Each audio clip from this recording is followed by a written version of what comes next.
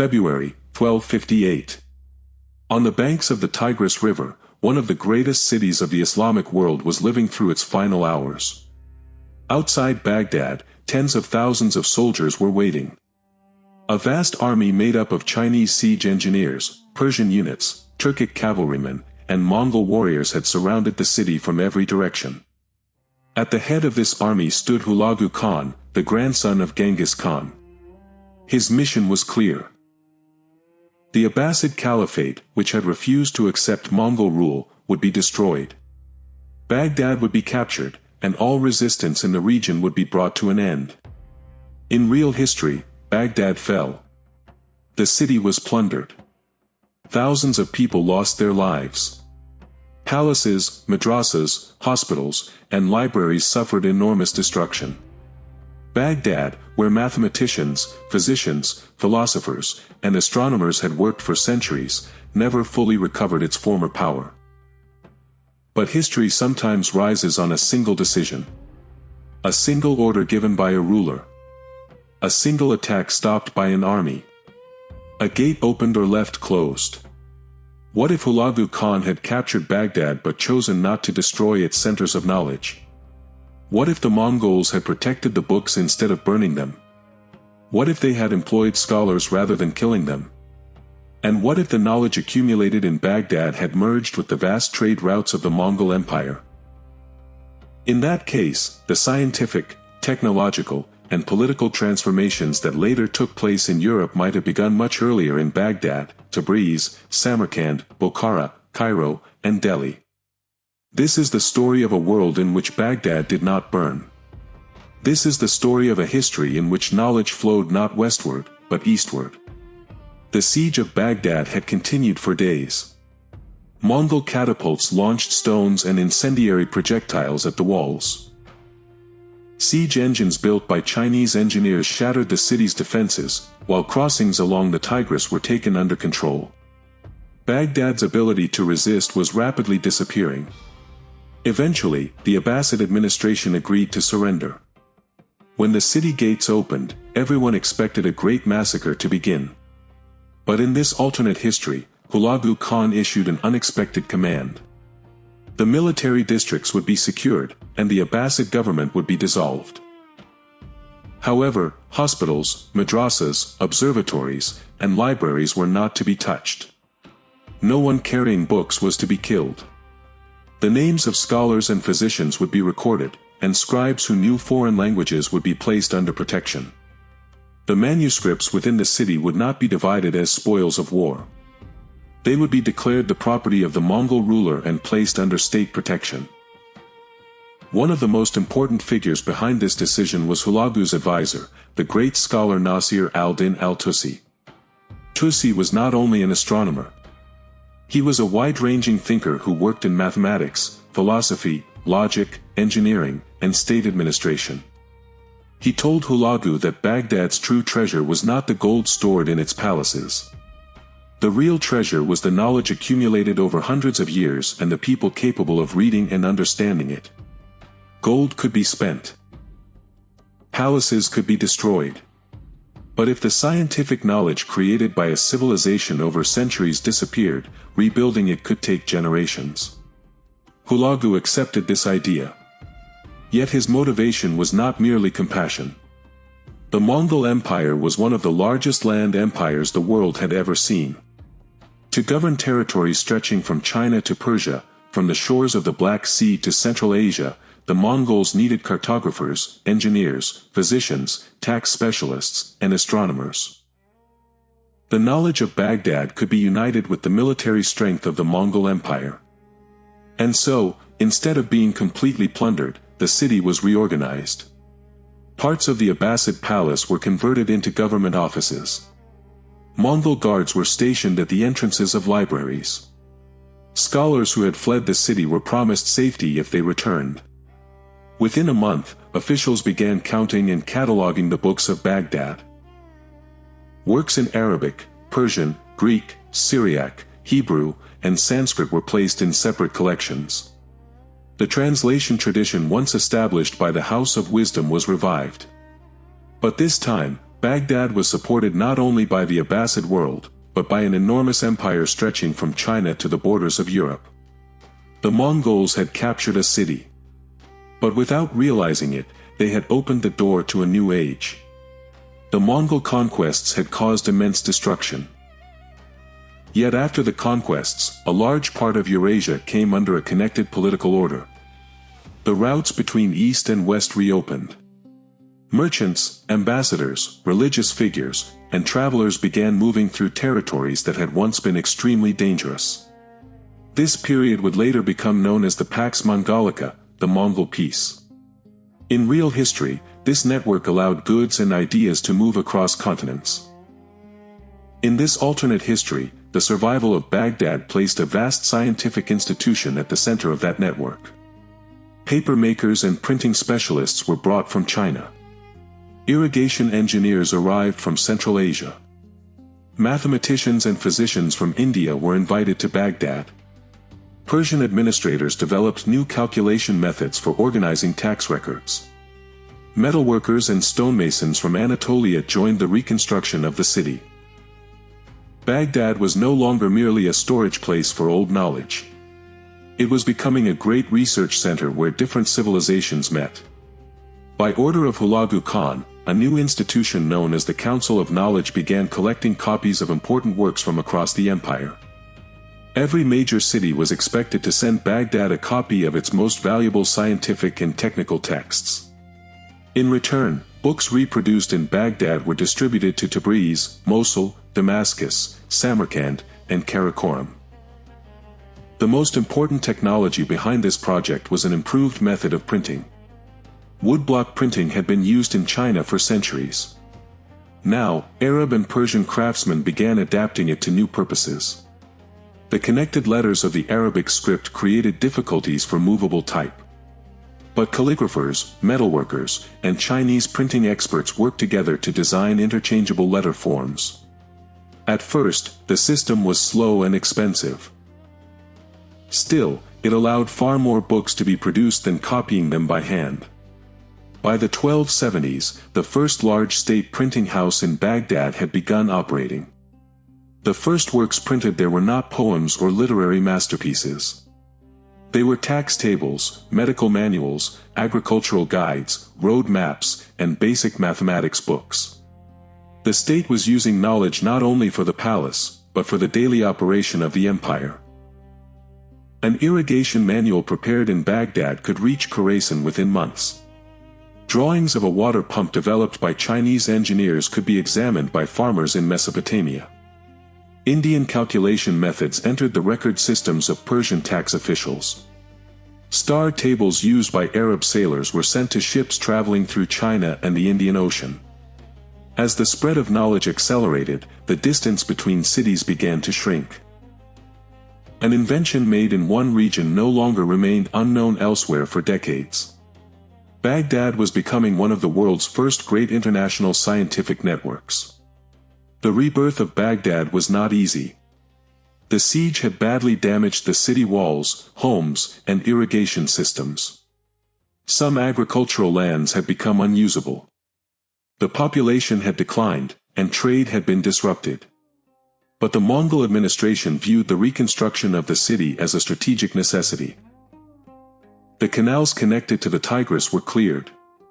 Destroyed bridges were rebuilt. Merchants were granted temporary tax exemptions. Craftsmen who had fled were given guarantees of security if they returned. Baghdad's greatest strength was its ability to bring different peoples together. Muslims, Christians, Jews, Buddhists, and people from many other traditions worked side by side in scientific institutions. Mongol rulers were often more interested in what a talented person could contribute to the state than in that person's religion. This approach created an unexpectedly open intellectual environment. In one madrasa, scholars debated the works of Aristotle. In the next hall, mathematicians studied Indian number systems. Chinese physicians explained pulse diagnosis, while Persian doctors classified diseases using the works of Ibn Sina. Syrian and Armenian craftsmen helped build new mechanical devices. The greatest project of this era was the Baghdad Observatory. The experience Tusi had gained from the observatory at Maraga was transferred to the city. Outside Baghdad, far from the busiest districts, enormous measuring instruments were placed on high ground. The movements of celestial bodies were recorded over many years. The records of Chinese astronomers were compared with ancient Greek works and Islamic astronomical tables preserved in Baghdad. For the first time, centuries of observations from different civilizations were gathered in one center. These studies exposed weaknesses in existing models of the universe. The movements of certain planets could not be fully explained by the systems in use. The astronomers of Baghdad did not immediately reject the idea that Earth stood at the center of the cosmos. But they accepted that models were not sacred and unchangeable. If a theory did not match observation, it had to be revised. This idea began one of the greatest transformations in the history of science. Knowledge was no longer simply the repetition of the words of earlier thinkers. Knowledge meant measuring, testing, comparing, and accepting error. The Council of Knowledge established standard rules for research. If a medicine was claimed to be effective, it had to be tested on different patients. If a machine was said to use less energy, the result had to be measured. If an astronomical model was accepted as accurate, it had to predict future eclipses. Over time, this method became known as the Baghdad method. In this alternate world, the first systematic form of what we now call the scientific method began to emerge at the end of the 13th century. One of the areas that benefited most quickly from Baghdad's survival was medicine. The city's hospitals were not only treatment centers. They were also schools and research institutions. Records of diseases from different parts of the Mongol Empire began arriving there. Symptoms of an epidemic in China could reach physicians in Baghdad within months. Medicinal plants used in India were compared with treatments from Persia and Mesopotamia. Doctors were required to record the results of different treatments used against the same illness. These reports were copied in printing houses and sent to other hospitals. Medical knowledge slowly stopped being a personal tradition passed only from master to student. It became a shared system based on observation and written records. Physicians in Baghdad noticed that certain diseases appeared repeatedly in places with polluted water and poor urban conditions. They did not yet know that invisible microorganisms caused infections. But recurring outbreaks in the same neighborhoods revealed the importance of the environment. As a result, the administration separated drinking water channels from waste channels. Meat sold in markets began to be inspected. Cloths used in hospitals were boiled, and surgical tools were passed through flame. The scientific reasons behind these practices were not yet understood, but they reduced infection. Surgery also advanced. Medical texts from Egypt and Al-Andalus were compared with Indian surgical techniques. Pain-relieving plants were used in more regular doses. Standard methods were developed for setting broken bones, performing eye operations, and cleaning wounds. The education of female physicians was also supported. Women specializing in childbirth and women's health established hospitals in different cities of the empire. A medical license issued in Baghdad gradually became recognized throughout the Ilkhanate. A person could no longer practice medicine simply because the profession had been learned within the family. Physicians were required to pass examinations, work in hospitals for a fixed period, and keep regular treatment records. By the beginning of the 14th century, a medical network connected Baghdad, Cairo, and Tabriz. Epidemics could not be completely prevented. But their spread could be identified earlier, cities could take precautions, and death rates could be reduced. The greatest test of this system would arrive in the 1340s. In the middle of the 14th century, a deadly disease began spreading across Eurasia. It followed the trade routes and struck one city after another. In real history, the plague known as the Black Death killed millions of people in Asia, the Middle East, North Africa, and Europe. The epidemic also appeared in this alternate world. Baghdad's scientific development was not advanced enough to stop it completely. No one yet knew that the disease was caused by bacteria or spread through fleas and rodents. But years of health records gave administrators an important advantage. The Council of Knowledge noticed that reports arriving from the east described the same symptoms: high fever, swollen areas on the body, rapidly increasing deaths. When it became clear that the disease was moving along caravan routes, one of the first large-scale quarantine systems in history was introduced. Caravans arriving at cities could not enter markets immediately. Merchants and animals were required to wait outside the walls for a period of time.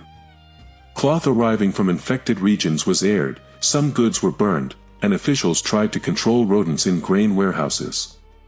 At port cities, ship crews were inspected. Ships carrying illness were kept away from the shore. These precautions were not applied everywhere. Some rulers feared that trade would collapse. Others tried to hide reports of disease. Some saw the plague as a supernatural punishment.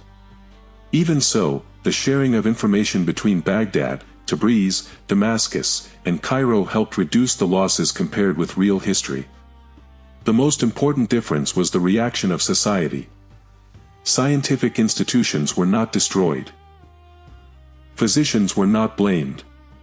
Instead, they received greater support. After the epidemic, governments invested heavily in public health. New sewer systems were constructed. Grain warehouses were rebuilt in stone. Wider streets were opened in crowded neighborhoods. Officials were appointed to supervise the cleanliness of bathhouses and fountains. When the plague finally weakened, the Middle East had suffered enormous losses. But its scientific and political institutions were still standing. Europe, meanwhile, had lost a large part of its population, and the feudal order had been deeply shaken. As the cities of the East began to recover, much of Europe remained trapped in economic and political crisis. The center of global power was moving even further east. The Baghdad Renaissance was not limited to books. The true value of knowledge appeared when it was applied to daily life. Agriculture in Mesopotamia depended on water. Maintaining canals and moving water to the fields required enormous amounts of human labor.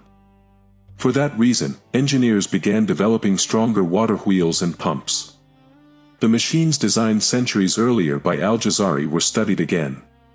Chain pumps from China were combined with water wheels from the Middle East. Metal gears were made more durable. The need for human and animal labor in irrigation began to decline. The success of these systems spread to other fields. Mechanical devices used in mills were adapted for textile production. Water-powered hammers accelerated iron and copper working. Paper workshops increased their output. As printing houses required more paper and ink, production methods were constantly improved. By the end of the 14th century, large state workshops had been established in Baghdad and Tabriz. Craftsmen, engineers, and mathematicians worked together under the same roof. A machine was first designed on paper. A small model was built. Only then was it produced at full scale. Failed designs were recorded as carefully as successful ones.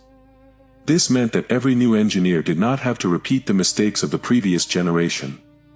Energy was the central problem of the age. Water wheels could only operate near rivers. Windmills depended on weather conditions. Engineers began experimenting with ways to transform pressure created by heat into mechanical movement. Knowledge of gunpowder from China and advances in metalworking allowed stronger pressure-resistant containers to be built. The first steam devices were highly inefficient. They consumed large amounts of fuel and often exploded. Yet they were useful for draining water from mines. At the beginning of the 15th century, primitive steam pumps began replacing human-powered systems in mines near Mosul. These machines did not yet create an industrial revolution. But they introduced a new idea about energy. Power did not have to come only from people, animals, rivers, or wind. Heat itself could be transformed into controlled movement. 2 centuries later, this idea would change the fate of the Baghdad-centered world. The Mongol Empire had dominated the land routes. But no land empire could control all trade forever. As rivalry grew between the different khanates, some roads once again became dangerous. Merchants in Baghdad recognized the growing importance of maritime trade. The sea network linking the Persian Gulf to India and China expanded. The experience of Arab sailors, the knowledge of Indian shipbuilders, and Chinese compasses were brought together. Star tables prepared by astronomers were simplified and printed for sailors. Navigational instruments were improved. New maps recorded coastlines, winds, currents, and safe ports. Regular trading fleets began operating between Basra, Hormuz, Aden, and Calcutta.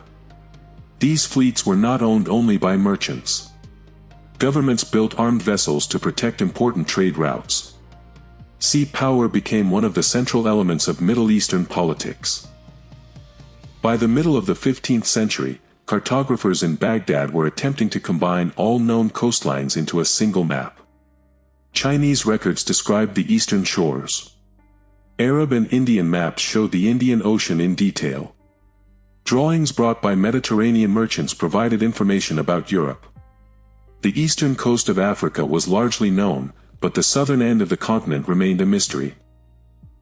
The Baghdad administration prepared an expedition to sail around Africa and enter the Atlantic Ocean. The purpose was not initially to conquer new lands. It was to reach the gold trade of West Africa directly and reduce dependence on middlemen in the Mediterranean. In 1468, a fleet departed from Basra. It crossed the Indian Ocean and sailed south along the eastern coast of Africa. The voyage lasted for months. The crews faced storms, disease, and shortages of food. Eventually, the fleet rounded the southern tip of the continent and entered the Atlantic. A continuous sea route around Africa had been established before the European powers achieved the same result. This discovery transformed global trade. Merchants based in Cairo and Baghdad established direct contact with West Africa and the Atlantic coast. Mediterranean ports in Europe now had to pay higher prices for Eastern goods. Spices, paper, porcelain, medicine, and scientific instruments moved from east to west. Europe increasingly became a consumer region within a Baghdad-centered economy. Europe in this world was not completely undeveloped. The Italian cities grew through trade. Universities were founded. Kingdoms attempted to strengthen central government. But the center of knowledge and technological innovation remained in the East. European students traveled to Baghdad, Tabriz, and Cairo to study medicine, mathematics, and engineering. Special translation schools were opened for Latin-speaking students. Books printed in Baghdad reached Europe through Venice and Genoa. European universities taught Baghdad mathematics, Tabriz astronomy, and Cairo medicine. Learning Arabic and Persian became a major advantage for any serious scholar. In real history, European thinkers rediscovered many ancient Greek works through Arabic translations. In this alternate world, Europe received not only ancient works, but also a constant stream of new research. European courts offered large sums of money to attract Eastern engineers. Some kings attempted to copy Baghdad's printing system. Others built hospitals and observatories modeled on those of the East. But Europe's political fragmentation made long-term scientific investment difficult. A scholar supported in one kingdom might be forced to flee when war broke out. The Baghdad-centered system, however, had turned the protection of scientific institutions into a permanent tradition, even when dynasties changed. The strength of the East did not come from technology alone. Political institutions were also changing. The Council of Knowledge gradually became a permanent advisory body to the ruler. Regular reports were prepared on taxation, agricultural production, epidemics, and population movements. Government decisions were increasingly based not only on tradition, but on collected information. Merchants, craftsmen, and representatives of scientific institutions began sitting in city councils. Their authority was limited. The ruler still held final power. But a new social class had appeared, one that expected to take part in government. Those who possessed knowledge were beginning to demand political influence. No empire lasts forever. The Mongol Empire also divided into separate khanates. Wars broke out between rulers. Some trade routes were disrupted again. But the scientific network established by Baghdad did not belong to a single ruler. Protecting libraries, hospitals, and printing houses had become a source of prestige for states across the region. Even when Baghdad passed to another dynasty, the Council of Knowledge continued its work. New rulers recognized the military and economic value of supporting scholars. Better maps meant stronger armies. Advanced hospitals meant fewer soldiers lost to disease. Printing houses allowed government orders to reach every province. Engineers built fortresses, bridges, weapons, and irrigation systems. Science was no longer an abstract activity practiced only by philosophers. It had become one of the foundations of state power. By the end of the 15th century, the rising Ottoman state in Anatolia had also entered this scientific network. After conquering Constantinople, the Ottomans developed the city into a new center connecting Baghdad and Cairo. Printing houses in Istanbul produced works in Turkish, Arabic, Persian, Greek, and Latin. Astronomers from Baghdad worked with Ottoman sailors. Physicians from Egypt established hospitals in the Balkans. Competition between Eastern powers did not disappear. The Ottomans, Persian states, Indian dynasties, and Central Asian rulers frequently fought one another. But warfare did not completely end communication between scientific institutions. A scholar unsupported by one ruler could move to another court. This competition accelerated technological development. Gunpowder weapons improved. Cannons became more accurate and gained longer range. Ships became more durable. Governments invested in agriculture and transportation to feed their armies. But all of these developments created a new danger. Science could improve human life. It could also make warfare far more destructive. The knowledge revolution that had begun in Baghdad was now a powerful weapon in the hands of empires. Throughout the 16th century, engineers in Baghdad, Mosul, and Tabriz continued studying steam pressure. Pumps used in mines were constantly improved. Advances in metal production allowed stronger boilers to be constructed. Mathematicians developed methods for calculating force and energy consumption. In the 1580s, an engineer from Mosul named Hassan al-Jazari designed a system far safer than earlier steam pumps. Pressure moved a piston. The piston drove a large wheel. At first, the machine was used only for pumping water out of mines. Soon, engineers realized that the same movement could power mills, textile looms, and metal hammers. The Baghdad administration established state-supported factories to manufacture the new machines. Hundreds of workers labored under the same roof. Production shifted from small craft workshops to large industrial centers. The output of textiles, paper, weapons, and metal goods increased. The population of cities grew rapidly. Thousands of people left the countryside in search of work in Baghdad, Mosul, Tabriz, Istanbul, and Cairo. Industrialization created enormous wealth. But it also produced new social problems. Factory hours were long. Children were used for heavy labor.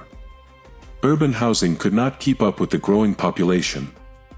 Air pollution and industrial accidents became common. Some members of the Council of Knowledge argued that the state must protect workers while supporting production. The first labor regulations began to appear. The employment of very young children in factories was restricted. Protective structures were required around dangerous machines. Factory owners were ordered to provide compensation after industrial accidents. These rules were not enforced equally everywhere. Still, they showed that the relationship between the state and society was changing. The duty of a ruler was no longer limited to defending the country and collecting taxes. The government was also responsible for public health, worker safety, and economic stability. The Eastern Industrial Revolution completely transformed the balance of global trade. Textiles produced in Baghdad-centered factories filled European markets. Ships built in Istanbul used auxiliary steam engines, allowing them to move even when there was no wind. Medical instruments manufactured in Cairo were sold across Africa and the Mediterranean. India remained a major center of high-quality steel and textile production. China preserved its strength in porcelain, paper, and precision engineering. European states were forced to transform themselves if they wished to compete with this economic system. Europe understood that trade alone would not close the technological gap. Kings and city-states began establishing their own scientific institutions. European scholars educated in Baghdad returned home. They translated Eastern works into Latin and local languages. Printing spread rapidly. Literacy increased. But as knowledge spread, the authority of churches and monarchies was questioned. People began debating how societies should be governed. The reporting system used by Baghdad's Council of Knowledge became an important model for European thinkers. The strength of a state did not come only from the bloodline of its ruler. It came from the welfare of its people and the stability of its institutions. Governments should explain how taxes were used. Laws should apply according to fixed rules, not personal favor. Rulers could make mistakes. Their decisions could be criticized. These ideas developed into political movements. Some kings accepted reform. Others increased repression. By the end of the 17th century, uprisings had begun in different parts of Europe. In this alternate history, the European Enlightenment was not a movement that saw Europe as the center of the world. It was an attempt to catch up with the scientific and political strength of the East. European thinkers studied the institutions of Baghdad, Istanbul, and Cairo, then tried to adapt them to their own societies. World culture changed as well. Arabic remained the common language of science for centuries. Persian and Turkish were widely used in international diplomacy.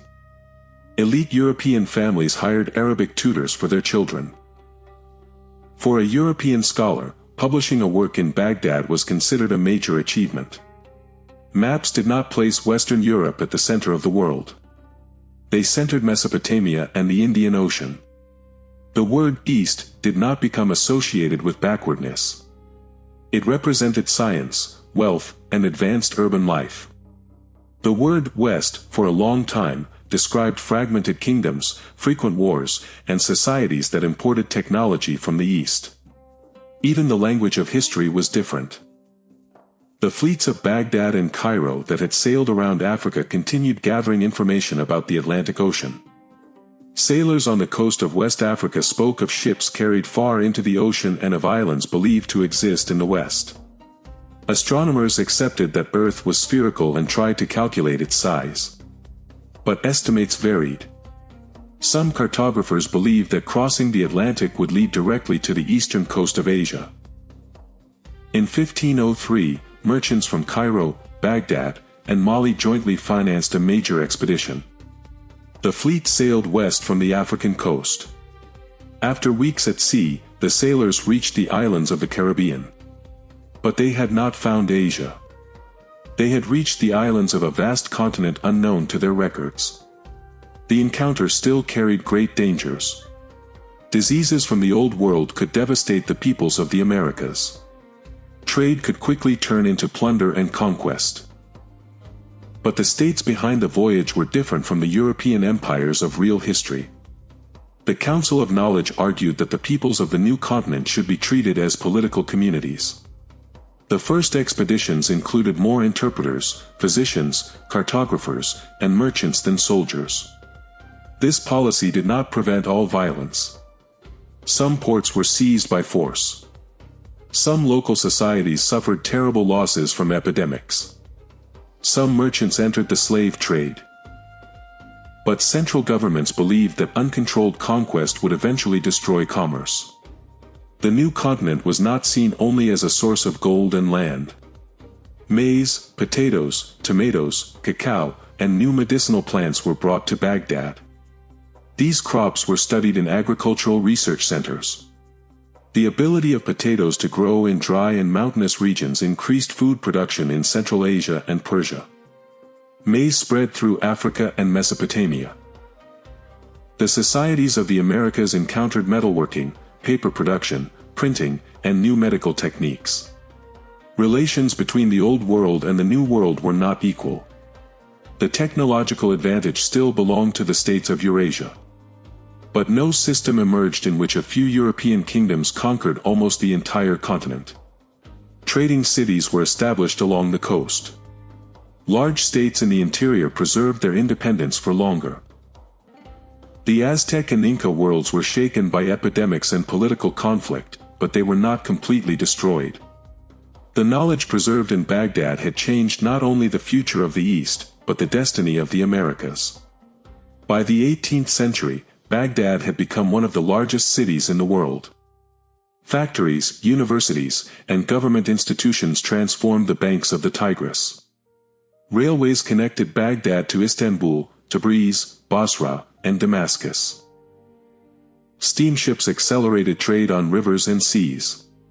Experiments with electricity produced new communication systems. Telegraph lines allowed a decision made in one city to travel thousands of kilometers within minutes. Scientific institutions were no longer limited to observatories and libraries. Chemical laboratories, engineering schools, public health centers, and economic institutes had been established. The Baghdad Union of Universities educated students from many countries. After long struggles, women gained wider access to higher education. Under pressure from scholars and legal thinkers, slavery was abolished in many eastern states. Worker movements created by industrialization forced governments to introduce constitutional reforms. The Council of Knowledge gradually became a wider assembly that included elected representatives. Rulers preserved symbolic authority, but decisions on budgets, taxation, and war required the approval of the assembly. These changes did not happen peacefully everywhere. There were uprisings, civil wars, and coups. But one idea stood at the center of political debate. The state was not the private property of a dynasty. The state was the shared order of the people. This idea had not been invented in Baghdad alone. It was the result of centuries of struggle by people across the world. But Baghdad's protected institutions had provided a permanent space where such ideas could be debated without disappearing. Global politics was also completely different from real history. European states had not built worldwide colonial empires. Many societies in Asia, Africa, and the Americas remained independent. This did not mean that war and exploitation had ended. The powers centered on Baghdad also oppressed other peoples when it served their interests. They fought to control trade routes and strategic lands. But global power had not been concentrated in the hands of one continent. The world had become multipolar. Baghdad, Istanbul, Cairo, Delhi, Samarkand, Beijing, Timbuktu, the Valley of Mexico, and the developing capitals of Europe. Together, they shaped the future of the modern world. History is not only the story of wars, rulers, and borders. It is also the story of knowledge that was preserved or lost. When a library is destroyed in war, it is not only books that disappear. The questions asked by the people who wrote them are also lost. Unfinished experiments. Unsolved calculations. Ideas waiting to be passed to the next generation. The destruction experienced by Baghdad in 1258 cannot, by itself, explain the scientific decline of an entire civilization. History is far more complex. Political fragmentation, economic change, epidemics, wars, and the movement of trade routes all played major roles. But when institutions are destroyed, the continuity of knowledge is deeply wounded. In this alternate world, a single order given by Hulagu Khan preserved that continuity. The Mongols conquered Baghdad, but they did not silence it. The libraries remained open. The scholars were not scattered. The technology of China, the mathematics of India, the administrative tradition of Persia, and the medical and astronomical knowledge of the Arab world came together in the same center. Knowledge moved along the Silk Road. Printing houses multiplied it. Hospitals used it to protect human life. Engineers transformed it into machines.